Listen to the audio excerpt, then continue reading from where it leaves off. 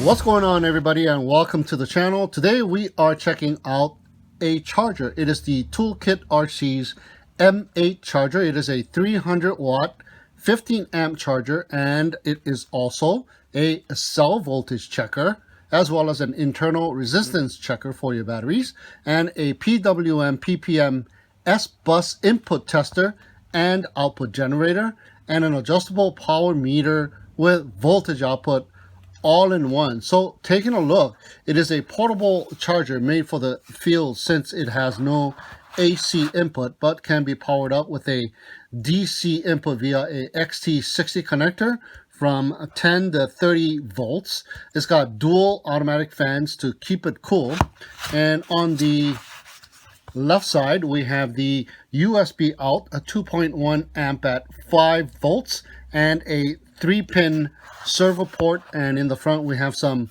ventilation cutouts, and on the right we have the output XT60 and a balance port with 2 to 8S support. Now on the top there is a 2.2 inch LCD display with 132 by 64 pixel resolution screen, just black and white, but it does the job. An OK push button jog wheel and an exit button for navigating through the interface. Now it comes in this all black, or you can get it in the white with the black version as well. So let's power it up and take a look. Okay, so before we power up the battery charger, I wanted to show you that this charger is also a standalone cell voltage checker, so you can check the status of your battery. And what you want to do is plug in the battery that you want to check on the output side of the charger and connect the balance connector to the balance port with the two little notches on that balance port facing down and all the way to the left of your balance port, and that'll power up the unit and read the individual cell voltage here. You can check it out. It is a 4-cell battery, and it'll also tell you the internal temperature of the battery as well as the total voltage of the battery and the state of charge, which is 99%. Okay, so let's plug in the power. So here is the 2.2 inch. It is a 132 by 64 pixel resolution, supposedly black and white screen. It is more like blue and white. The resolution is not that great, but it will do the job. So we see that there are 4 modes here. We have the charge mode, we have the measuring mode, we have the output mode, and also the settings mode. So first let's check out the charge mode, pressing OK. Now what we have here is, by default, the first of the 5 profile is set to LiPo and to auto detect the battery. So let's go ahead and enter, and here you can either select charge, discharge, or storage charge / discharge the battery. And the discharge is set to 2 amps by default, and you can change that value by pressing OK and jogging the wheel from 0.1 amp up to 3 amps. I'm going to put it back to 2 amps. And also the charge value is set to 2 amps as well, and you can go ahead and press OK and change that value from 0.1 amp all the way up to 15 amps. There you go. I'm going to bring it back down to 2 amps. Oops, 1.9 is good. So here it is set to auto detect the battery cells, or you can manually select it as well. So hit OK and you can select from 1S all the way up to 8S. I'm going to leave the first profile set to auto detect, and you can go ahead and select the value of the end voltage as well, and it goes as high as 4.25 volts, or you can set it lower than 4.2 if you want. I'll just leave mine's on that default 4.2 value. And here you can change the type of battery you want to charge, from LiPo to high voltage LiPo, or lithium iron and nickel metal hydride, or lead acid battery. So I'm going to put it back to LiPo. There we go. All right, so let's go ahead and charge up a battery. So I'm plugging in the battery that needs to be charged on the output side with the XT60 and plugging in the balance connector to the balance port. And let's go ahead and hit charge. And it is prompting me to charge to 16.8 volts, so it auto detected the charging battery. So you can either hit OK or you can cancel. So I'm going to hit OK, and now the battery is starting to be charged. So let's take a look at some of the values here. On the very top we have the charging battery voltage, and the next value is the charge current. We have the charge power of the charger, and we have the internal temperature, the time elapsed, as well as the capacity that's been charged so far. And if you scroll to the next page using the jog wheel, and it is a very sensitive jog wheel, by the way, so be very gentle with it. We have the battery type, which is 4S, and the operating current, which can be modified at this time by long pressing of the OK button. And you can go ahead and change the values of the operating current while the battery is being charged. I'll leave it at 2 amps, and long pressing the OK button gets you out of that. And this value here is the input voltage from the input battery and the input power that has been discharged from the power supply. Now here is the state of the charge of the battery in percentage value and the individual cell voltages. Now once it gets to 4.2, one of those cells will start to balance itself, and that is indicated by a little square that appears on the number of the cell. And once the charging is done, a pop-up window will be displayed with a tone sound. So there we have cell number 2 is starting to be balanced. And there we go. Once it has finalized the charging process, it will prompt you that it is completed and a tone has sound. All right, so let's go ahead and discharge the same battery. So scrolling over to discharge, hitting OK, and you are going to be prompted with the discharge to 3.6 volts per cell set by default. And you can either hit OK, you can cancel it, or you can go ahead and go on the value itself and hit OK and change the value to your liking. The end cell voltage, I'll leave it at 3.6. So if you were to hit OK here, what's going to happen is you're going to start discharging the battery, and the energy that is being discharged will just go and dissipate internally. So you can either do it that way, or you can go to your settings and change one of the values in the settings. The discharge mode, it is set to internal by default, but you can go ahead and switch over to recycle. And if you go back to discharging your battery, you are now going to be prompted with a value of the input limit as well, which I'm going to set to 16.8. So if I go and hit OK now, what it is doing is discharging the energy from this battery, and it is recycling it and putting it back into the input battery source. Now the input battery source needs to be a rechargeable type of a power source for this function to work, but that is just an awesome feature of this battery charger. Now the same thing can be had by going into the storage mode as well, and it will give you a prompt as well to discharge or charge to the target cell voltage and the input limit value as well.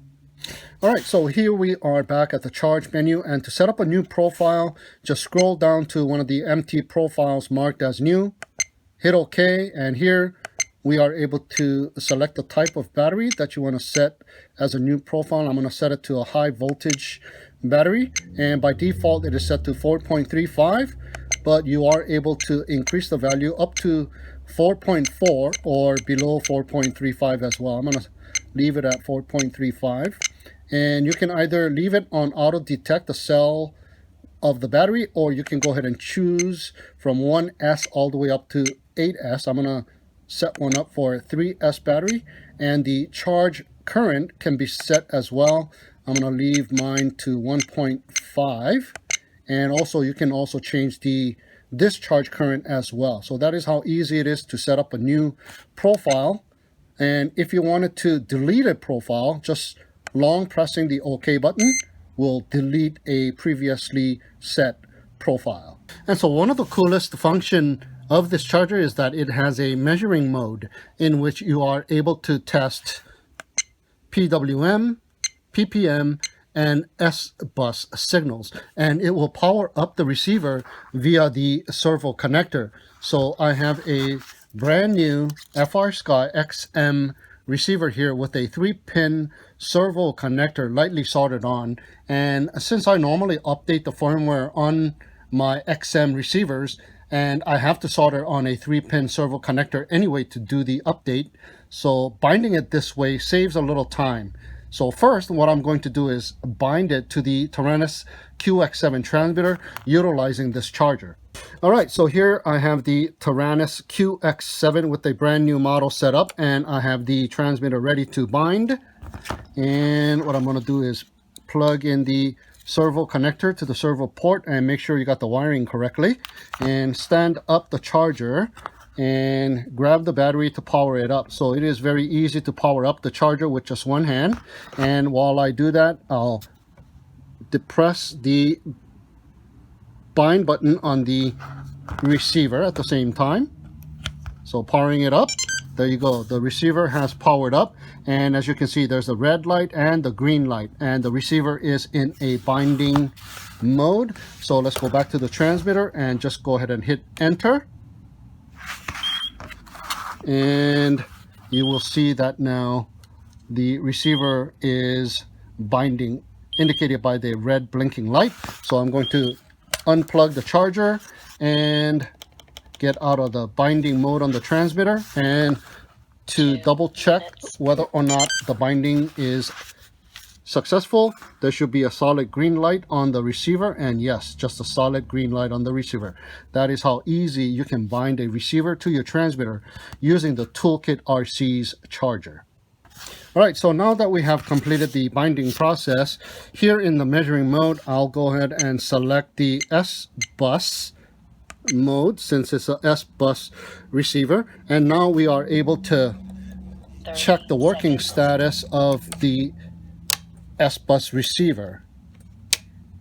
Perfect for troubleshooting and eliminating the receiver as the source of a problem. Okay, so now we have a PPM receiver, and for PPM or PWM receivers, the charger will automatically select the correct interface. And I have my Jumper T12 remote, and I have a model set up as the AF-HDS2A protocol. So let's go ahead and plug in the servo connector and hit PWM, but this is actually a PPM receiver. So once you hit it, it will auto select the correct interface, and here we are able to check and make sure that the receiver is in working order as well. So in this mode, you can also select the battery measuring function, which is the same as the battery checking function shown in the beginning of this video, but now we are able to check the resistance and balance charge the battery because now we have an input power source. So if you were to power up the charger in the battery check mode, it'll be the same as this mode here. So I'm going to plug in a battery to charge on the right and hit the OK button. Now, by default, it is reading the voltage of the battery, but hitting OK will allow you to change to internal resistance, and you can go ahead and hit test. And it is testing at the moment, and in a few seconds, the internal resistance of the individual cells is displayed on the right. And here is the internal temperature and the total resistance. And here we can also balance the cells. So if I go back to the internal resistance check and change it back to voltage and scroll back down and hit balance, we are now balancing the individual cells of this battery here. Okay, so now here we are on the ESC submenu, and let me go ahead and hit OK. So in this menu, you are able to measure the performance of an ESC, and in this mode, you can hit Start and use the jogging wheel to increase the throttle or the signal value and check the values to measure the ESCs up to 15 amps. So let me go ahead and hit Start and increase the throttle.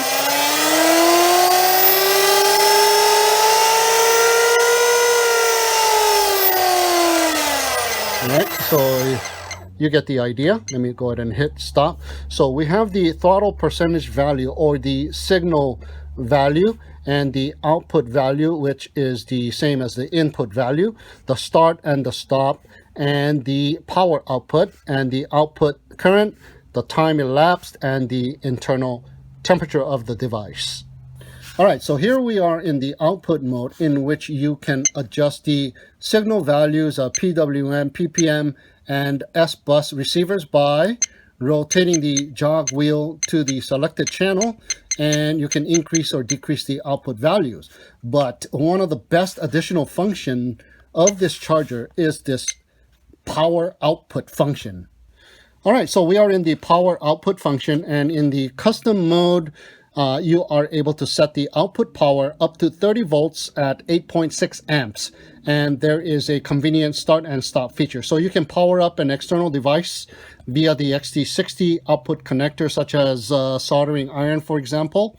And you can upscale or even downscale the output voltage. And I have another charger hooked up to the output side, and let's see, the input voltage coming in to the first charger is 16.3 volts, and we are using a 4S battery for the input. So let's go ahead and scroll over to the output voltage and upscale it all the way up to 30 volts and go on over to hit start. Oops. There you go. That should power up this device. And let's go on over to the output as well to measure the incoming voltage.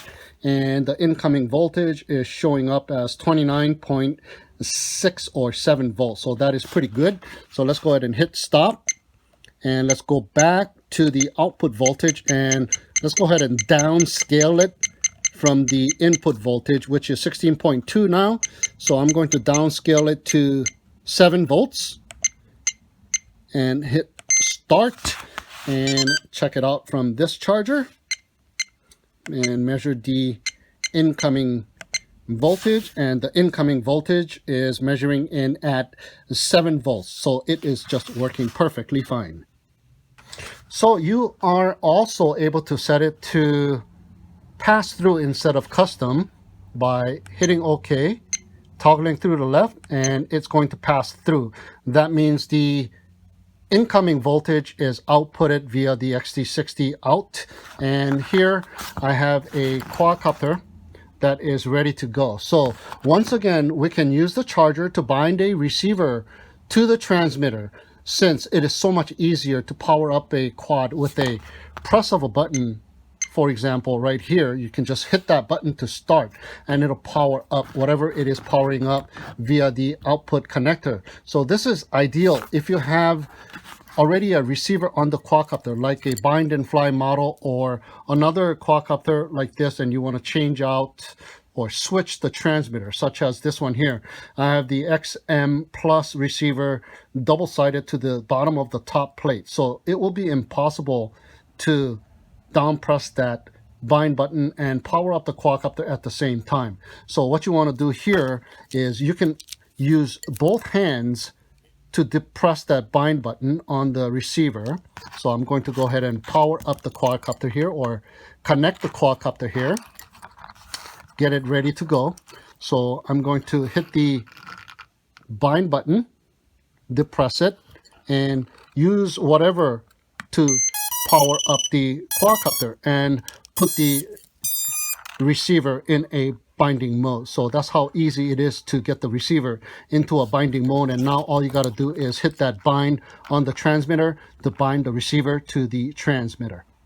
And also there are preset values for charging some DJI products. So down pressing it while it's on the custom and scrolling to the right, we have a preset of Mavic 2 with the output voltage and the output amps, a Mavic S, a Phantom S, and the Inspire S.